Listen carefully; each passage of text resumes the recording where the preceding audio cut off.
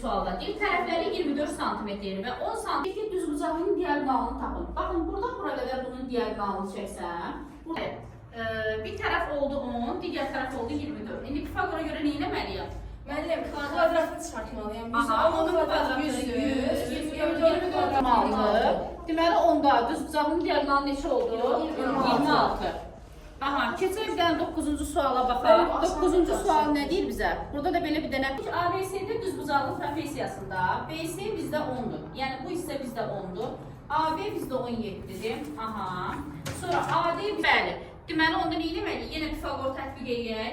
17-nin kvadratı bizə nə verir? 289. Aha, unutduq deyəsən.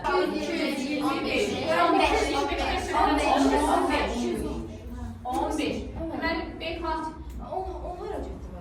10 buradadır da. Bax, onu nəyə istifadə elədim? Bunun bütün uzunluğunu 18 vermişdi axı.